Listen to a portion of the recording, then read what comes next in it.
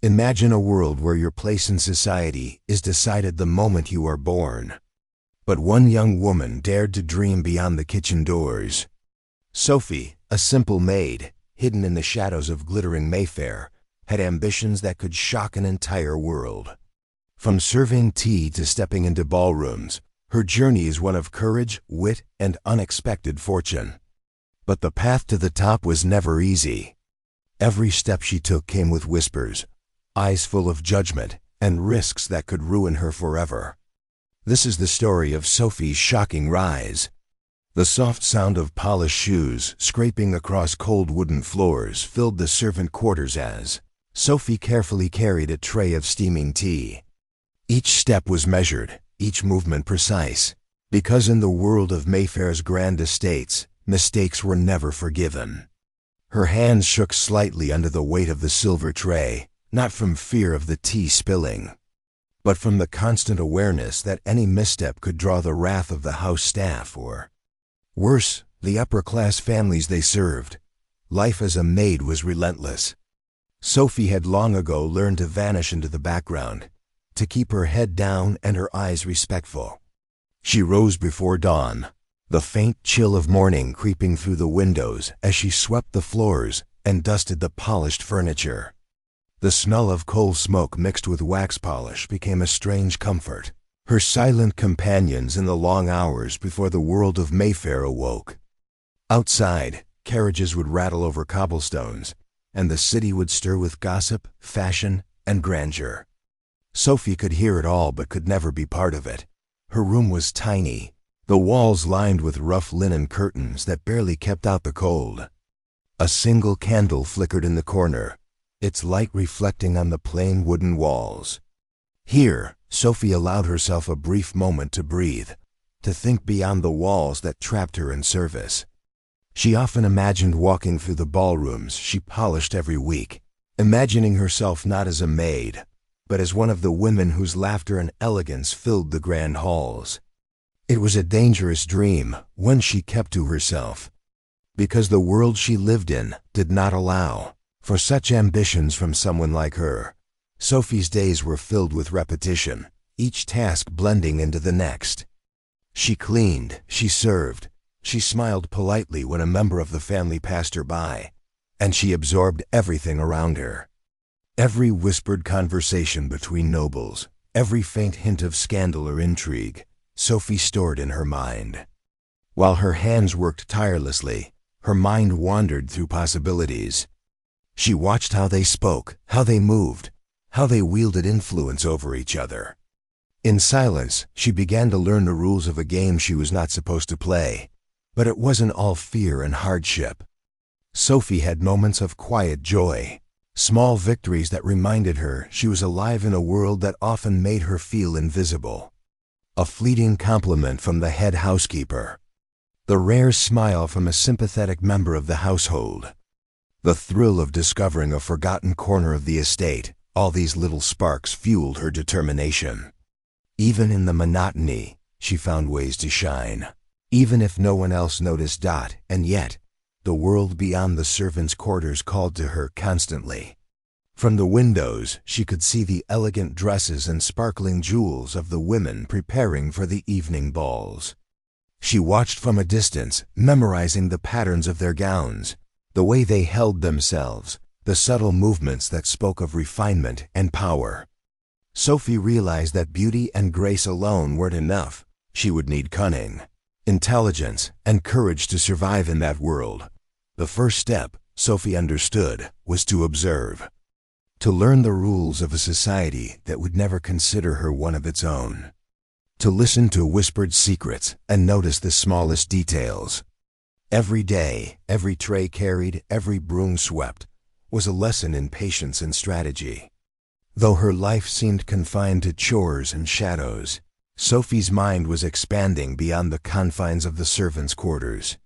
She was preparing for a future that no one else could see, a future that would shock everyone when it finally arrived. And in that quiet determination, Sophie discovered something she had never expected, a sense of power. Not the kind that came from wealth or titles, but the kind that came from knowledge and foresight. She understood the house, its people, and the society they served better than anyone else. Her place might have been at the bottom, but she had learned that even the lowest position could offer the keen observer opportunities to rise. Sophie's story was only beginning. Each day in service, each careful step and watchful glance, built the foundation for something greater. The world above would not be kind, but she was learning its rules, and with every lesson, she grew stronger. The maid in the shadows was quietly preparing to step into the light, and when she did, Mayfair would never be the same. It happened on a morning that seemed ordinary. Yet ordinary mornings often hide the most extraordinary moments. Sophie was carrying a tray of delicate china through the hushed corridors of Mayfair when she noticed something unusual: a letter left carelessly on the edge of a polished sideboard, its seal partially broken. Curiosity surged through her, but caution held her back. She knew the rules. Servants were invisible, and meddling could ruin her before her rise even began. Yet the envelope seemed to pulse with possibility, almost daring her to notice it. As she paused, her eyes flicked to the figures in the room beyond, the matriarch of the house, discussing finances with a stern, well-dressed guest, whose presence sent a ripple of tension through the staff. Every movement, every glance, carried weight, and Sophie felt the electric thrill of being close to something larger than herself. She had spent years observing the wealthy, learning their routines, their secrets hidden beneath the polished veneer of manners.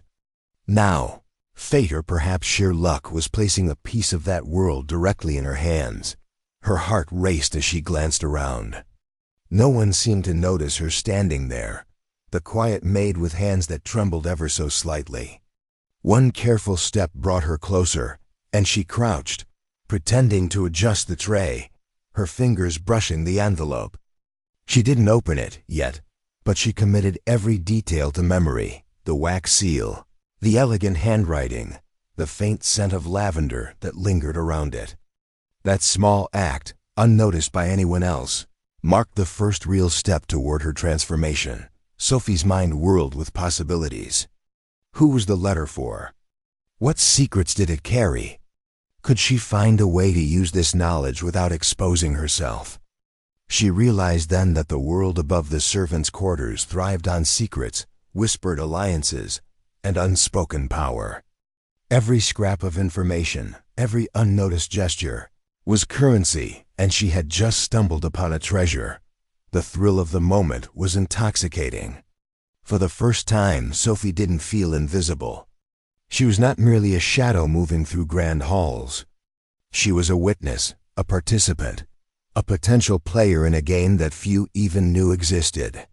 Her senses sharpened. She noticed the slight pause of a footstep outside the room, the low murmur of voices discussing matters of wealth and influence, the subtle flicker of a candlelight on the polished wood that hinted at hidden compartments and secrets.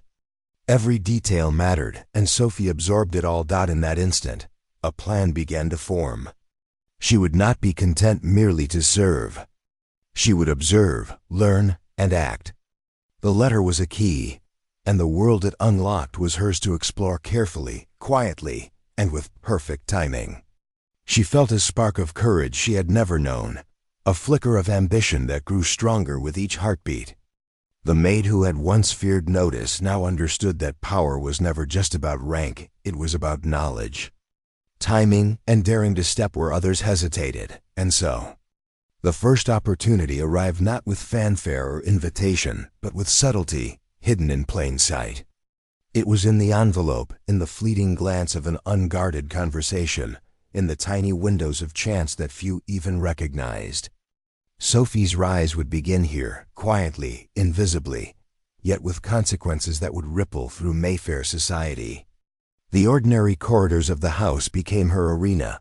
Every tray she carried a tool, every whispered instruction a lesson in strategy. Sophie's pulse quickened as she tucked the envelope safely into the folds of her apron, pretending to polish a nearby candlestick.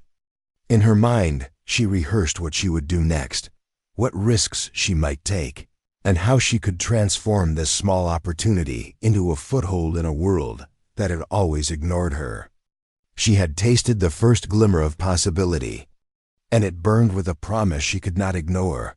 Even a maid could rise, if she played the game carefully, cleverly, and boldly. From the shadows of service, Sophie had glimpsed a world of power and prestige, and for the first time, it felt within reach. The path would be dangerous, filled with jealous eyes and subtle traps, but opportunity had knocked, and Sophie was ready to answer. The quiet corridors of the estate, once confining and oppressive, now whispered of ambition, cunning, and the thrill of stepping into the life she had only dared to imagine. The quiet of Sophie's small room became her secret classroom. By candlelight, she pored over scraps of observation, mimicking the gestures and postures of the women whose elegance had once intimidated her. She practiced the way they held their fans, the subtle tilt of the head, the soft cadence of a well-placed laugh. Each movement was a careful act of study, a private rebellion against the life she had been asked